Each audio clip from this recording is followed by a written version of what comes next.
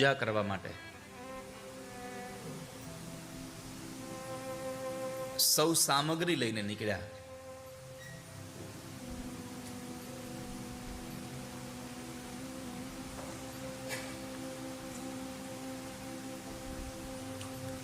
ભગવાન ગિરિરાજ સુધી સૌ પહોંચ્યા.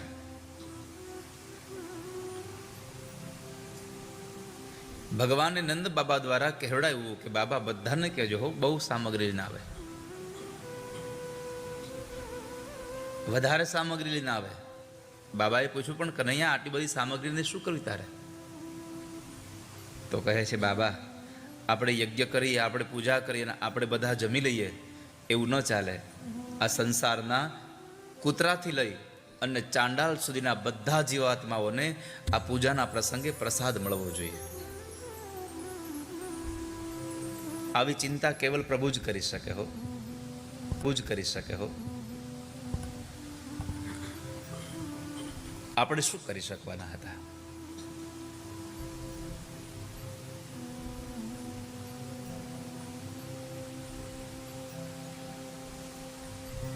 બધા સૌ લોકો ખૂબ સામગ્રી લઈને ગયા. માર્ગની અંદર ગોવાળિયાઓએ પ્રશ્ન કર્યો ભગવાનને કે હે લાલા, તું આ બધું આ પ્રસાદ આટલો બધો લેવડાવ્યો છે, તે આપણે પર્વતને આ પ્રસાદ ધરીશું તો શું પર્વત પ્રસાદ ખાશે? ભગવાને કીધું કેમ ન ખાય? આપણો ભાવ હોય તો બધું જમે.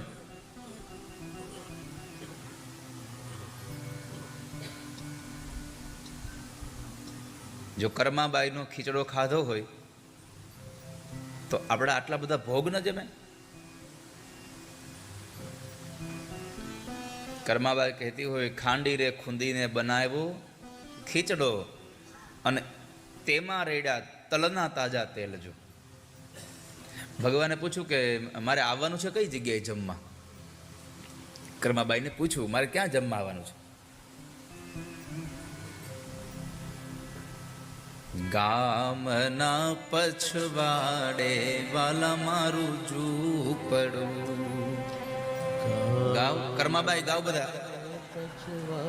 થોડીક વાર કર્માબાઈ બની જાય. ગામના પછવાડે વાલા મારું ઝૂંપડું. ગામના પછવાડે વાલા મારું ઝૂંપડું. આંગણિયામાં તુલસી કેરા છોડજો. આંગણિયામાં તુલસી કેરા છોડજો. વેલા વેલા આવો મારા વાલમાં. વેલા વેલા આવો મારા વાલમાં. વેલા વેલા આવો મારા વાલમાં. વેલા વેલા આવો મારા વાલમાં. જમવાને પધારો મારા નાથ રે. જમવાને પધારો મારા નાથ રે. વેલા વેલા આવો મારા વાલમાં. વેલા વેલા આવો મારા વાલમાં. કર્માબાઈએ ભગવાનને એડ્રેસ આપ્યું કે ગામના પછવાડે એક ઝૂંપડું છે અને ઝૂંપડા બહુ બધા છે, પણ એમાં તુલસીનો ક્યારો મારી ઘરે છે. અને જેના ઘરમાં તુલસીનો ક્યારો હોય ત્યાં ભગવાન આવે છે.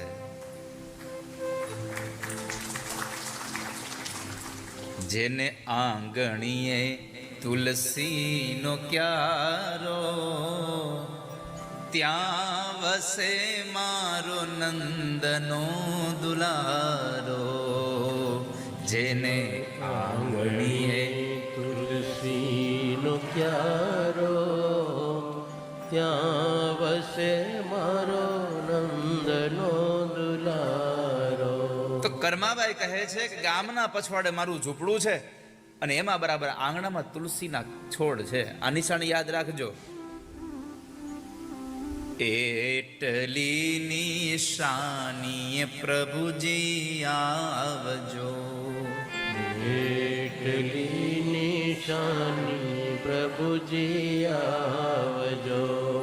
ભૂલે ચૂકે ન જાજો બીજા ઘેર જો, ભૂલે ચૂકે ન જાજો બીજા ઘેર જો.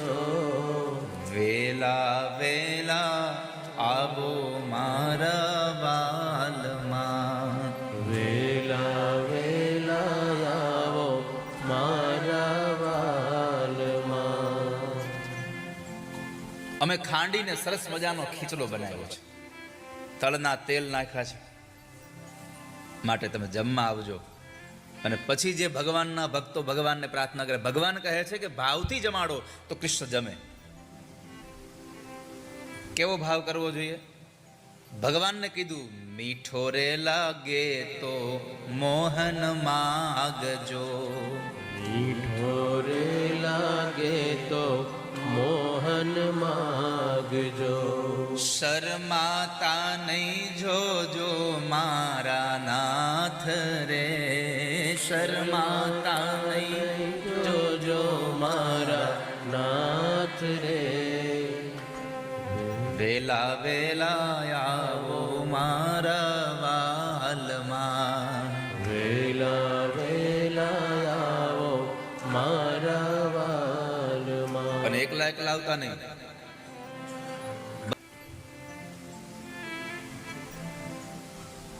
ભક્ત રે મંડળને સાથે લાવજો, ભક્તો રે મંડળને સાથે લાવજો. ભગવાને પૂછ્યું એ બધાને તમારી ઘરે લઈ આવીને હું શું કરું?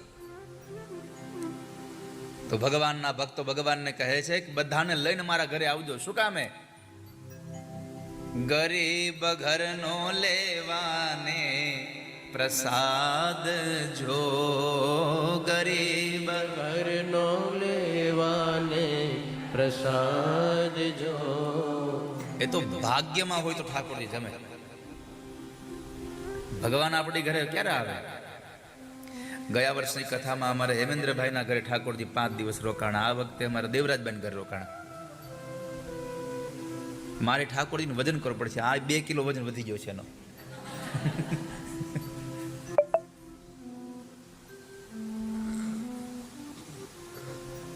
કેટલાય જન્મના પુણ્ય હોય ત્યારે ઠાકોરજી આપણા ઘરે પધારે. વાલા ભક્તજનો,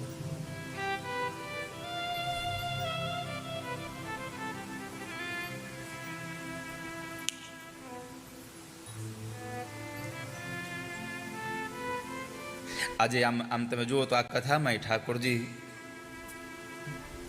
કેટલા કેટલા ઘરે ભગવાન ઠાકોરજી પ્રસાદ કર્યો નહીં. એકવાર દમયંતીબેનના ઘરે પ્રસાદ કર્યો ઠાકોરજી, એકવાર દક્ષાબેનના ઘરે જેમાં, એકવાર પન્નાબેનના ઘરે જેમાં. અને દેવરાજભાઈ ઘરે તો ભૂખ્યા રહેતા જ નથી, ઉઠે અહીંયા ચાલુ કરે.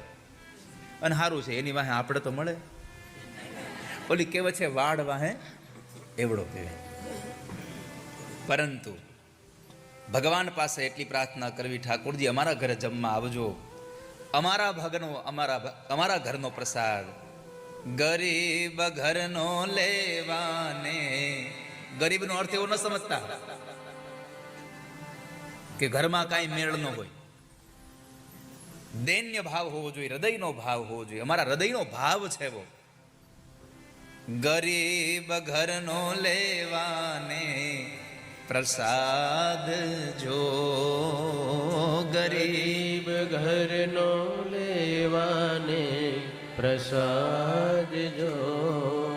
વેલા વેલા આવો મારા વાલમાં, વેલા વેલા આવો મારા વાલમાં. કર્માબાઈના નાથ વેલા આવજો, કર્માબાઈના નાથ વેલા આવજો. તમારી જોઉં છું હું તો વાટ જો, પ્રભુ તમારી જો છું હું તો વાટ જો. વેલા વેલા આવો મારા વારમાં, જમવાને પધારો મારા નાથ રે, જમવાને જમવાને પધારો મારા નાથ રે. ગાવ એકવાર ભાવથી, વેલા વેલા. તો ભગવાને કીધું કે સખાઓ, જો ભાવથી જમાડો તો એ પર્વત પણ જમે. તમારો ભાવ હોવો જોઈએ. પરમાત્મા સૌને લઈને ગયા છે. ભગવાને યજ્ઞ કરાયો. ભલે મહાપુરુષો અને વિદ્વાનો એમ કહે છે કે નિરાકાર કશું જમતો નથી, પણ પરમાત્મા કહે છે કે મને ભાવથી કોઈ જમાડે તો હું ભૂખ્યો રહેતોય નથી. મને કોઈ અંતરથી જમાડે. અહમ ભોજનમ નૈવ ભોજ્યમ ન ભોગતા. નિરાકાર પ્રભુ જમતા નથી, પણ છતાં એના ભક્તો એને જમાડ્યા વગર રહેતા પણ નથી.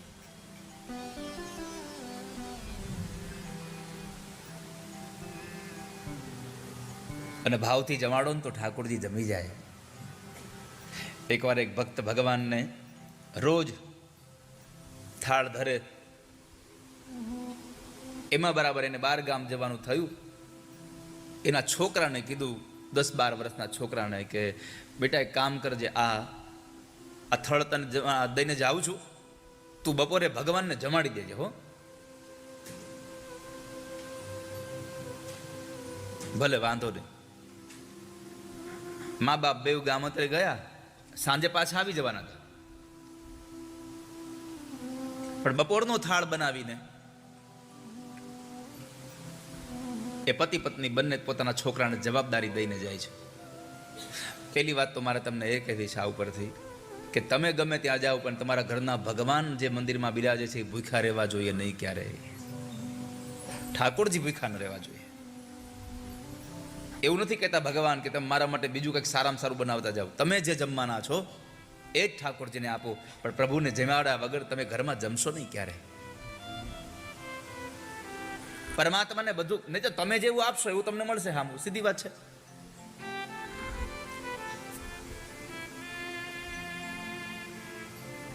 જેવું વાવ્યું હશે એવું ઉગશે.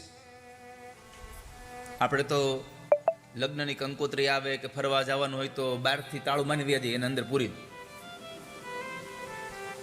કોઈ દિવસ તમારા છોકરાઓને પૂરીને ગયા અંદર? હે?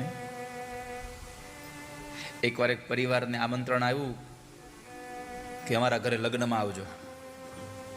હવે એના ઘરમાં ભગવાન ઠાકોરજી બિરાજે.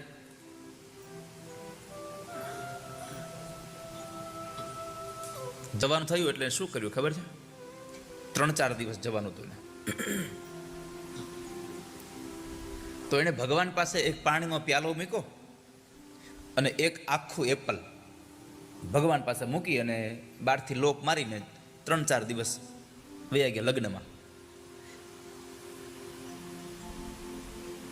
હવે અહીંયા ભગવાનને ખાલી આખું સફરજન. જ્યારે ઠાકોરજી તમારા ઘરમાં બિરાજતા હોય ને, નાનું સ્વરૂપ, આ બાલ સ્વરૂપ, ત્યારે યાદ રાખજો વાલા વૈષ્ણવો, કે જેમ તમારા ઘરમાં નાના બાળકને તમે એકદમ સરસ રીતે સાચવો છો ને, એવી જ રીતે આ ઠાકોરજી તમારે સાચવવા જોઈએ. તમે તમારા નાના બાળકને કોઈ દિવસ એપલની આવડલી ગમતી ચીર એમના હાથમાં આપી દીધી? એની છાલ ઉતારશો, સરસ મજાનું એનું છીણ કરશો અને પછી તમારા બાળકને તમે ખવડાવો છો. આ ઠાકોરજી એમ છે. જેમ તમે તમારા ઘરમાં બાળકનો જન્મ થાય અને દર વર્ષે તેનો તમે જન્મ દિવસ ઉજવો છો ને, એ કેવલ ને કેવલ પરમાત્માના ચરણ કમળનું ધ્યાન છે. કોઈ પણ દુઃખ હોય એમાંથી તમારે મુક્ત થવું છે તો ભગવાનના ચરણારવિંદનું ધ્યાન ધરો, બસ. અન્યત્ર કુછ ન કરો. केवल परमात्मा के चरणारविंद में जाकर अपने मन को लगा दो आप। आ संसार में पापी में पापी मानस परमात्माનું જ્ઞાન શ્રવણ ચિંતન કરે તેને ભવ સાગરમાંથી તરવા માટે કોઈ ન રોકી શકે. સ્વયં ભગવાન કૃષ્ણ ગીતાજીમાં બોલ્યા છે, અપી ચેદસી પાપેભ્ય સર્વેભ્ય પાપકૃતમ સર્વમ જ્ઞાન પ્લવેનેવ વૃજિનમ સંતર રિષ્યસી. શું કહ્યું? ભગવાને કહ્યું છે કે આ દુનિયામાં જેટલા પાપી છે બધાને ભેગા કરો. આ દુનિયામાં કૃષ્ણ ગીતાજીમાં બોલ્યા છે કે અપી ચેદસી પાપેભ્ય સર્વેભ્ય પાપકૃતમ. આ દુનિયામાં જેટલા પાપી છે બધાને ભેગા કરો. જોવાલા, આ સંસારમાં કોઈ પાપી નથી એવું તો કેવું જ નહીં. બધાને ખબર છે કે આપણે કોઈકની કોઈક જગ્યાએ પાપ તો કરીએ છીએ. દુનિયાને ન ખબર હોય તો કાંઈ નહીં, પોતાને ખબર છે કે મેં પાપ કર્યું છે. ચાહે તમે હાથથી પાપ કર્યું હોય, ચાહે તમે મનથી પાપ કર્યું, પણ પાપ તો કર્યું છે, એમાં કોઈ સંશય નથી. તો ભગવાને કહ્યું દુનિયામાં જેટલા લોકો પાપી છે બધાને ભેગા કરો અને એમાંથી 3ને પસંદ કરો. કેટલાને? આખી દુનિયામાંથી 3ને. આપણે જેમ સ્કૂલમાં 1લો નંબર, 2જો નંબર ને 3જો નંબર ઇનામ, 1st, 2nd, 3rd, તો એમ 3ને ભેગા કરો. એમાં એક પાપકૃત, બીજો પાપકૃતિર પ્રાપકુત્તર અને ત્રીજો પાપકૃતમ. પાપકૃત એ 3જા નંબરે છે, પાપકૃત્તર બીજા નંબરે છે અને પાપકૃતમ સૌથી મોટો. સૌથી જો પાપીમાં પાપી કોઈ હોય તો એ કહેવાય કે પાપકૃતમ, સૌથી પાપી છે. અને પછી ભગવાને કહ્યું કે જે સૌથી પાપીમાં પાપી માણસ છે એને એમ કહો કે મારી જ્ઞાનની નૌકા ઉપર બેસી જાય, પછી આ સંસાર સાગરને તરવા માટે એને કોણ રોકે છે હું જોઉં છું. પાપીમાં પાપી માણસ ભગવાનના જ્ઞાનની નૌકા ઉપર બેસી જાય તો કોઈ એને ડૂબાડી શકે નહીં. એ ભલી ભાંતિ તરી જશે. નારદજીએ ભક્તિને અહીંયા રાખવા માટે પ્રલોભન આપ્યું છે. તો અહીંયા રે, તું ક્યાંય ન જા, અહીંયા રે. ત્યારે ભક્તિ મહારાણી અહીંયા રે એટલા માટે નારદજી કહ્યું કે ભક્તિ તું ક્યાંય ન જા, પણ હું તને વચન આપું છું કે હું તારા 2 દીકરાને જગાડીશ. અને જો ન જગાડો તો હરિનો દાસય નહીં. તદા હમ ન હરે દાસો લોકે ત્વામ ન પ્રવર્તયે. હું સંસારમાં હરિનો દાસ ન કહેવાવ અને એને જગાડ્યા પછી પણ તને જો ઘરે ઘરે ન પહોંચાડું મને કહેજે ગે હે જને જને. એક એક ઘર સુધી, એક એક માણસ સુધી હું તને પહોંચાડીશ, પણ તું ન જા.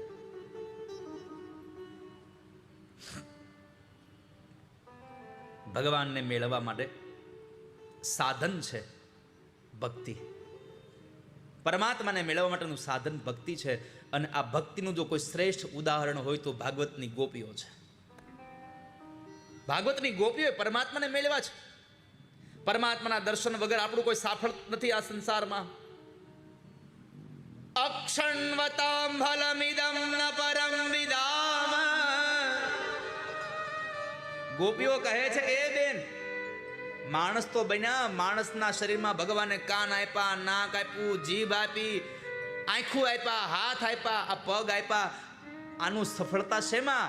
ત્યારે એક ગોપી કહે છે બેન, આંખની સફળતા તો એ છે કે જે ભગવાનનું દર્શન કરે. અક્ષણવતામ ફલમિદમ ન પરમ વિદામ.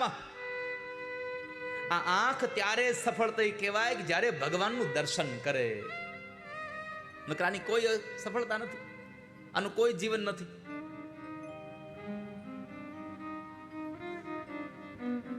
પરમાત્માને જો મેળવવા હોય તો એકમાત્ર સાધન છે ભક્તિ. હરિ રહી સાધ્યતે ભક્ત્યા પ્રમાણમ તત્ર ગોપિકા.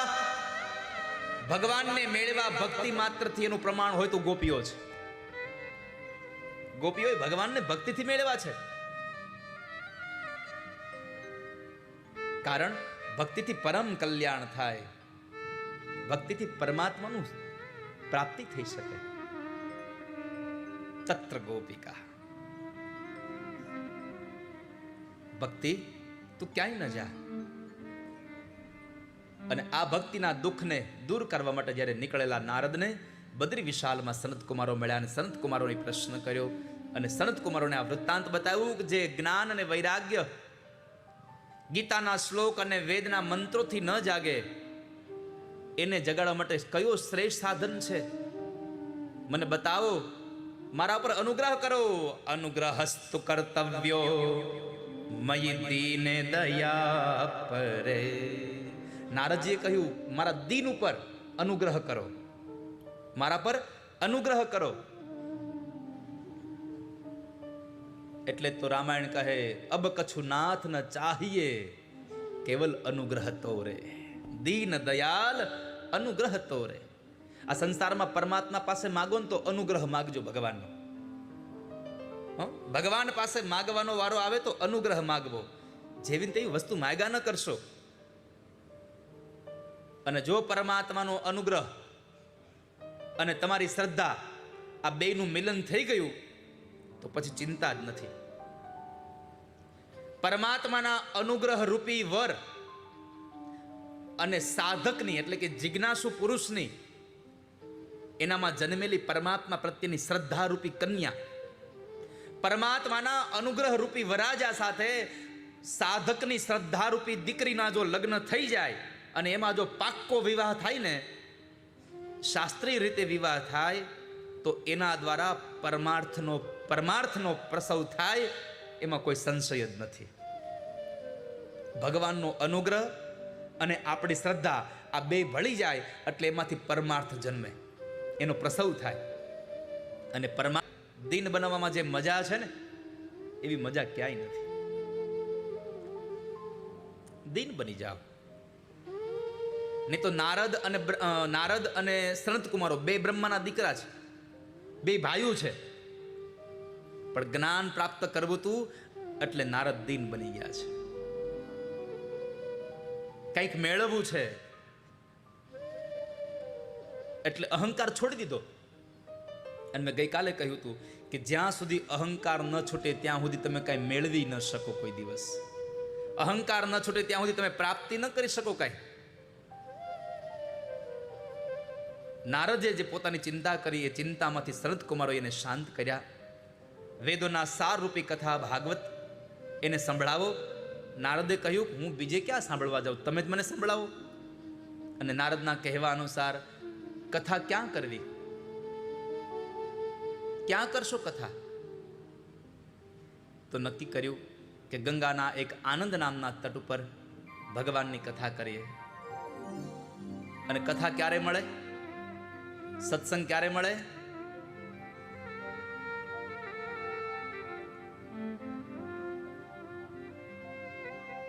સત્સંગ ક્યારે મળે તમને? ભાગ્યોદયે ન બહુ જન્મ સમર જીતે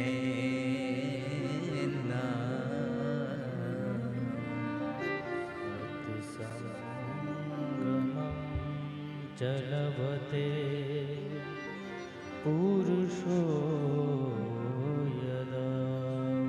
ભાગ્યોદયેન બહુ જન્મ સમર્જિતેન. સત્સંગ ભાગ્યમાં હોય તો મળે, પુરુષાર્થથી ન મળે.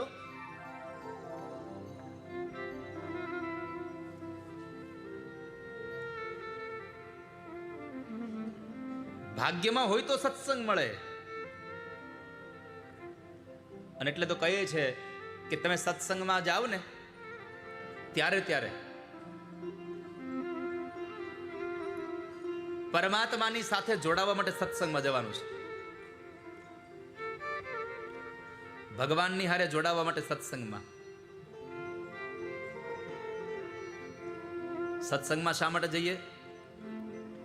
તો કહ્યું કે જે માણસને ભગવાન સાથે જોડાવવું છે, જે માણસને પરમાત્મા સાથે પ્રીત બાંધવી છે, એવા માણસોએ સત્સંગમાં જવું.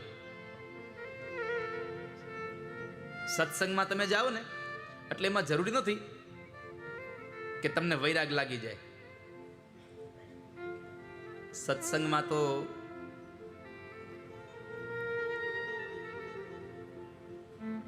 અનેક જન્મની કમાણી હોય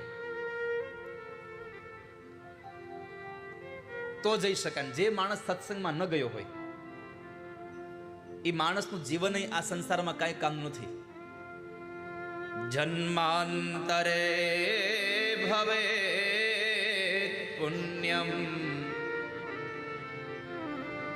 તદા ભાગવતમ લભે. જન્માંતરે ભવે પુણ્યમ. અનેક જન્મના પુણ્ય ભેગા થયા હોય ત્યારે તમને સત્સંગ મળે, એમને ન મળે.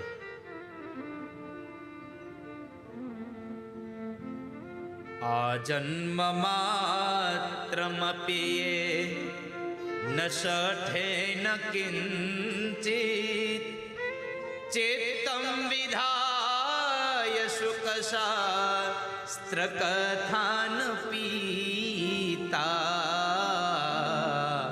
ચાંડાલવત ચખરવત વતતે નનીતં મિથ્યા સ્વજન્મ જનની જની દુઃખ ભાજા.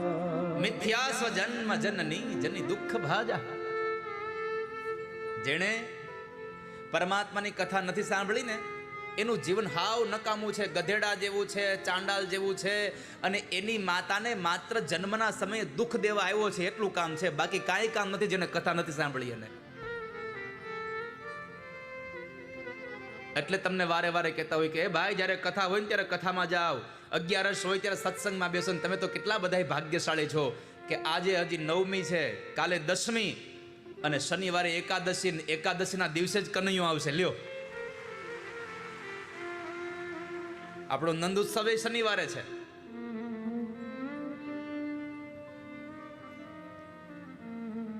અને આ તો અત્યારે ફાગણ મહિનાની એટલે પાપ.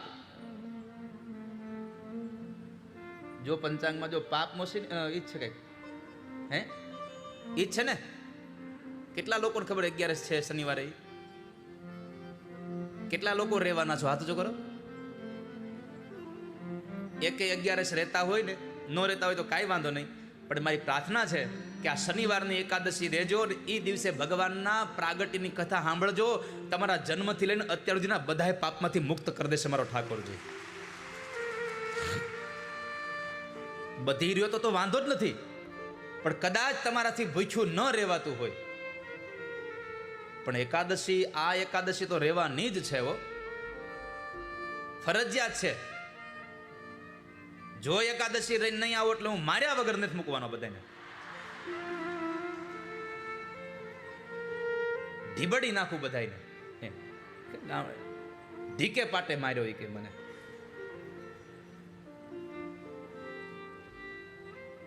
આવશો ને એકાદશી રહીને? કેટલા જણા રહેવું? સાચું બોલજો. હવ ના હમ ખાજો. સાધુ તું રે એકાદશી? અમાર રાજને તો હા તારું તો પાકું હોય. તે તો વૃંદાવનમાંથી નિર્ણય લીધો છે કે હવે જેટલી એકાદશી રહેવી ભાવથી રહેવી એમ.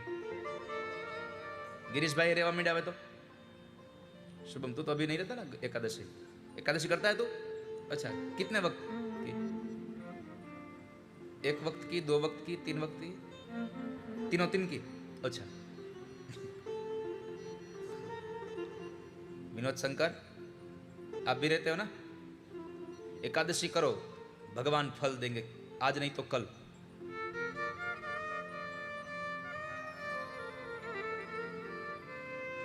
તમે જ્યારે જ્યારે પણ આપણા આજુબાજુમાં, મેં તો કેટલી વખત કથામાં કહ્યું છે કે તમારી હરિદ્વાર જવાની, જગન્નાથપુરી જવાની, વૃંદાવન જવાની તમારી ટિકિટ આવી ગઈ હોય અને પછી તમને ખબર પડે કે મારા અહીંયા ઘરથી 2 કિલોમીટર આગી એક કથા બેહવાની છે, તો વૃંદાવન જવાનું બંધ રાખજો ને કથામાં જવાનું નક્કી કરજો. કેમ? તો કહ્યું છે કે વૃંદાવનમાં જશો તો વૃંદાવનમાં જેટલા દેવતાઓ રહે છે એના જ દર્શન થશે, પણ કથામાં જશો ને તો આ ધરતીના 68 તીર્થોના દર્શન તમને કથામાં થઈ જશે. અહીંયા માટે તીર્થોમાં જવા સમયે પણ જો કથા મળતી હોય તો કથાનું પ્રાધાન્ય આપવું, તીર્થને નહીં. અને એમાં જો તીર્થમાં કથા મળે તો એનાથી વિશેષ હોય શું? કોને ખબર છે? હાથ જો કરો, જેટલાને ખબર છે કરો હાથ જો. આવતી નવરાત્રી ક્યાં છે કથા? વૈષ્ણોદેવીમાં. ક્યાં છે? માના દરબારમાં 9 દિવસ દેવી ભાગવતની કથા અને સાથે સાથે માના ધામનું દર્શન થાય. વિચાર કરો તમે. આવજો બધાએ વૈષ્ણોદેવી હો ના ખર્ચે.